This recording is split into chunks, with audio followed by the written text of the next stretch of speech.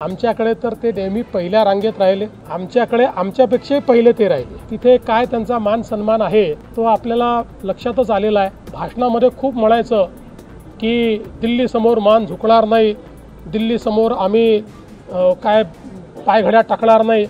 पण आता दिल्लीत काय परिस्थिती आहे आणि ते सत्तेत नसताना काय परिस्थिती आहे हे बघितल्यानंतर थोडी दुःख होतं। पण ठीक आहे, आमच्याकडे तर ते नेहमी पहिल्या रांगेत राहिले। आमच्याकडे आमच्यापेक्षाही पहिले ते राहिले। त्याच्यामुळे आता तिथे काय त्यांचा मान सन्मान आहे तो आपल्याला लक्षातच आलेला आहे। भाषणामध्ये खूप म्हणायचं की दिल्ली समोर मान झुकणार नाही, दिल्ली समोर आम्ही काय पायघड्या टाकणार नाही। पण आता दिल्लीत काय परिस्थिती आहे आणि ते सत्तेत नसताना काय परिस्थिती आहे हे बघितल्यानंतर थोडी दुःख होतं। पण ठीक आहे, राहुल गांधींनी जी पत्रकार परिषद घेतली, राहुल गांधी असं म्हटले की केंद्रीय निवडणूक आयोग डिजिटल वोटर लिस्ट का देत नाही, आणि त्या प्रेझेंटेशनला उद्धव ठाकरे उपस्थित होते। ते सगळं स्लाइड शो बघत होते की राहुल गांधी सांगतात की महाराष्ट्रामध्ये कसा मतांची चोरी झालेली आहे, मतांचा घोटाळा। मला असं वाटतं की अलीकडच्या काळामध्ये राहुल गांधी यांनी सलीम जावेद यांच्याशी संपर्क साधून त्यांच्याकडनं एक स्क्रिप्ट लिहून घेतलेली आहे। अतिशय मनोरंजनात्मक अशा प्रकारची स्क्रिप्ट आहे, ती सगळीकडे ते मांडत आहेत। याच्याने मनोरंजनापलीकडे काहीच होत नाही। एकही गोष्ट त्यांच्याकडे फॅक्च्युअल नाही, सगळ्या गोष्टी कपोकल्पित त्या ठिकाणी ते मांडत आहेत। आणि सगळ्यात महत्त्वाचं, ते एकीकडे म्हणतात की वोटर लिस्टमध्ये प्रॉब्लेम आहे। आम्हालाही मान्य आहे, आम्ही तर इतक्या वर्ष झाले सांगतोय। आमची मागणी होती की कॉम्प्रिहेन्सिव्ह रिव्हिजन करा। आता इलेक्शन कमिशन म्हणते आम्ही कॉम्प्रिहेन्सिव्ह रिव्हिजन करायला तयार आहोत, आणि बिहारमध्ये त्यांनी सुरू केलं तर राहुल गांधी म्हणतात कॉम्प्रिहेन्सिव्ह रिव्हिजन करू नका। मग त्यांना नेमकं हवं काय आहे? त्यामुळे त्यांना कॉम्प्रिहेन्सिव्ह रिव्हिजनही माहिती नाही आहे आणि वोटर लिस्टमधले प्रॉब्लेमही माहिती नाही आहे। त्यांना केवळ आपल्या हारण्याकरता काही ना काही कारण शोधून काढायचं आहे, ते कारण त्यांनी शोधून काढलेलं। राज्य महिला आयोगाने मुंबईमध्ये बैठक होणार होती, ती बैठक रद्द करण्यात आलेली आहे। पेटा इंडियाने एक निवेदन काढलेलं आहे, ज्याच्यात ते म्हणतात की जी व्यक्तीने आहे ती तिथंच आता जिथं आहे तिथं सुरक्षित आहे। सरकारने पण याबद्दलचा सकारात्मक विचार करावा आणि तिला तिथं ठेवा, तिथं सुरक्षित आहे। पहिली गोष्ट, कुठली बैठक होणार होती मला माहीत नाही, आमच्या स्तरावर कुठली बैठक नव्हती।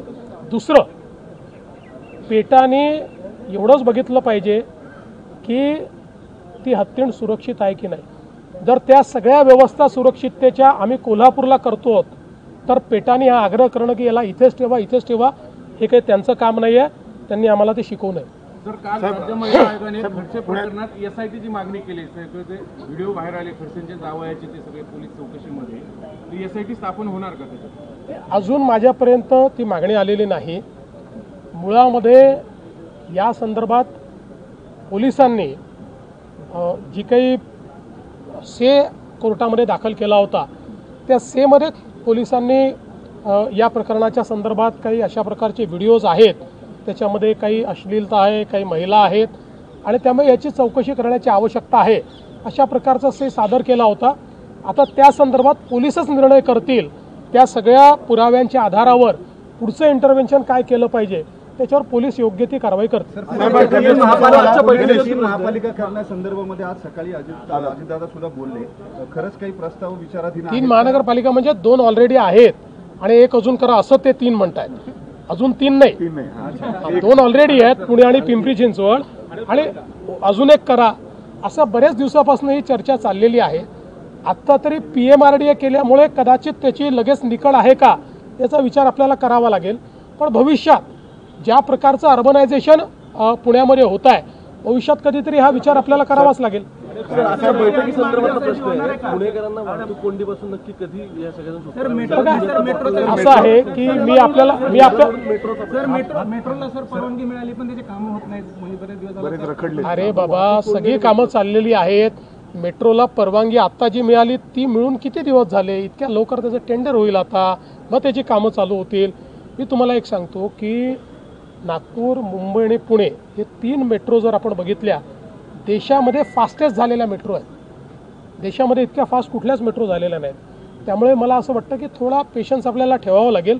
आणि तुम्ही जो प्रश्न विचारला, मी जसं सांगितलं की टप्प्याटप्प्याने होणार आहे, पण प्रयत्न काय आहे म्हणजे एक त्याला बेंचमार्क, तर बेंचमार्क काय तर आज 12 किंवा 19 जे काही आपला जो रेट आहे म्हणजे याचा किलोमीटरचा स्पीडचा पर अवरचा तो 30पर्यंत आणणं म्हणजे 30 हे ग्लोबल बेंचमार्क आहे. हे आणण्याकरता आपला प्रयत्न आहे की 26 डिसेंबरपर्यंत तो यावा. त्यामुळे बऱ्याच वेगाने काम करायचा प्रयत्न आहे. साहेब, गणेश उत्सवाला तुम्ही राज्यस्तरीय दर्जा दिला, परंतु आता जर आपण बघितलं तर आगमना अगोदरच विसर्जनाची या ठिकाणी गोंधळ पाहायला मिळतोय. असं आहे की पुणे म्हटल्यानंतर या ठिकाणी चर्चा, वाद विवाद या सगळ्या गोष्टी होतातच. पण काळजी करू नका, या संदर्भात आमचे हेमंत रासने आणि मुरलीधर मोहोळ हे स्वतः बैठकही घेणार आहेत आणि सगळे मंडळं एकत्रितपणे निर्णय करतील. दरवर्षी काही ना काही वाद निर्माण होतो, सगळे मिळून तो वाद मिटवतात. हो, तुम्हाला एक सांगू का, विनाकारण इंटरव्हेन्शनची काय गरज आहे? इथे नाही समजा या गोष्टी सेटल झाल्या तर स्टेट इंटरव्ह्यून करेल. पण मला पुणेकरांचा अनुभव आहे, ते चर्चेअंती सगळे एकमत करतात.